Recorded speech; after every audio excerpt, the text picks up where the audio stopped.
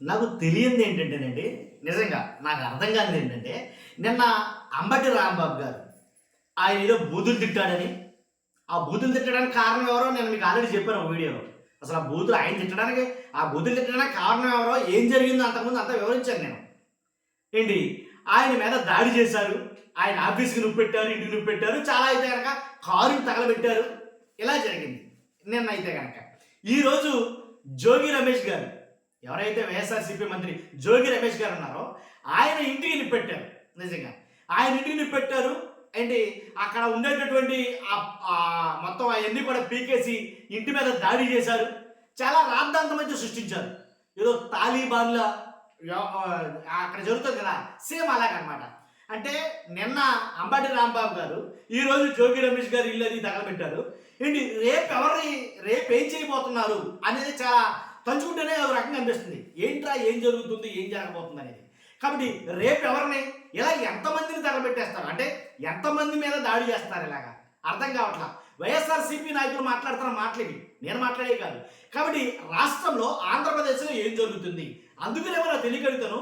ఎవరో వైఎస్ఆర్సీపీ నాయకులు అందరూ ఆంధ్రప్రదేశ్ పోలీసులు మాకు వద్దు, కేంద్ర బలగాలు మాకు కావాలి, కేంద్ర బలగాలు అయితేనే మమ్మల్ని కాపాడతాయి, ఎందుకంటే పోలీసులు వ్యవహరిస్తున్న తీరు అని చెప్పి దాని గురించి అయితే మాట్లాడతారు వైఎస్ఆర్సీపీ నాయకులు చాలా మంది. నిజంగా అంటే వాళ్ళు నిజంగా దాడి చేస్తామంటే అక్కడ చాలా మంది పోలీసులు ఉన్నారు, కానీ వాళ్ళు ఏమీ చేయట్లా వాస్తవంగా అయితే మనం చూస్తే కనుక. కాబట్టి వాళ్ళు కంట్రోల్ చేయలేకో, లేకపోతే వాళ్ళకి ఉండే ప్రెషర్ అలాంటిదో, అర్థమైందా? కాబట్టి అంటే ఈ జరుగుతున్న పర్యవసానాలన్నీ చూస్తే ఏం జరగబోతుంది, దీని వెనక ఎవరున్నారు, అసలు ఎందుకని ఇలాంటి దాడులు చేస్తున్నారో, ఏంటి విడదల రజనీ గారి మీద, బోమల కరుణాకర్ రెడ్డి గారి మీద, ఇలాగ బ్రహ్మనాయుడు గారి మీద, ఇలా వరుస పెట్టే వైఎస్ఆర్సీపీ నాయకులందరి మీద దాడులు అయితే జరుగుతున్నాయి. దాడులతో ఆగుతున్నారా ఏంటి, ఎక్కడికైనా తగలబెట్టేయడం, కారు తగలబెట్టేయడం, ఆఫీసులకు నిప్పు అంటించడం, ఇంట్లో పెట్రోల్ బాంబులు అంట. ఈ సంస్కృతి నేను ఎక్కడ వెళ్ళా. పెట్రోల్ బాంబులు ఒకసారి కట్ చేసి చెప్తాను, ఆ వీడియో పెడతాను, చూస్తాను, అర్థమవుతుంది. ఆ వీడియో చూసిన తర్వాత నేను మీతో మాట్లాడతాను.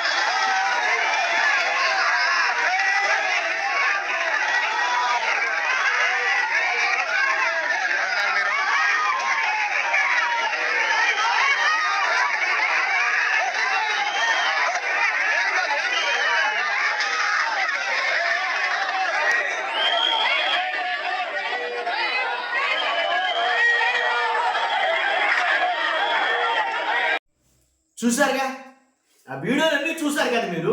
ఇప్పుడు చెప్పండి మీరు, ఇప్పుడు ఆయన ఏం మాట్లాడాడు, జోగి రమేష్ గారు ఏమైనా మాట్లాడా, ఆయన ఏమైనా అన్నాడా, ఆయన ఏమైనా బూతులు తిట్టాడా, ఏమీ లేదుగా. మరి ఎందుకని దాడులు?